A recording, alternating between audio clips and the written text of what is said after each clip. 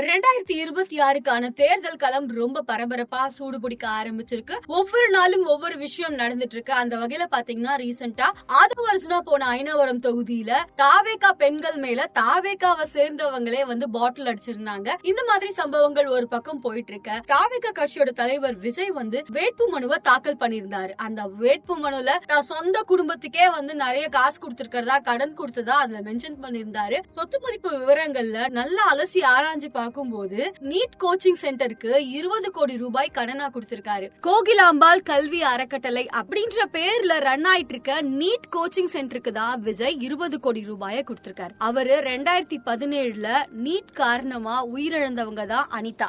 அவங்களோட வீட்டுக்கு போய் நேரடியாவே அந்த குடும்பத்தை பார்த்து ஆறுதல சொன்னவர் தான் விஜய். சோ அந்த டைம்ல இருந்து நீட்டை எதிர்த்துட்டு இருந்த விஜய் ஏன் இப்படி ஒரு நீட் கோச்சிங் சென்டருக்கு 20 கோடி ரூபாயை கடனா கொடுத்திருக்கணும் அப்படின்ற கேள்வி ஒரு நார்மலான பர்சன் எல்லாருக்குமே தோணதாங்க செய்யும். அப்ப எல்லாரும் என்ன பேசிட்டு இருக்காங்க அப்படின்னு பாத்தீங்கன்னா, நீட்னால இறந்து போன அனிதாக்காக அவ்வளவு வருத்தப்பட்டாரே, அப்படி அழுது ஃபீல் பண்ணாரே, இதெல்லாம் பொய்யா அப்படின்ற மாதிரி சோசியல் மீடியால ஒரு மிகப்பெரிய விவாதம் போயிட்டு இருக்கு. எனக்கு என்ன ஒரு டவுட் அப்படின்னு பாத்தீங்கன்னா, அவர் பேசுற எல்லா மேடைகள்லயும் திமுக நீட்டை ஒழிக்கிறேன்னு சொல்லிதான் உள்ள வந்தாங்க.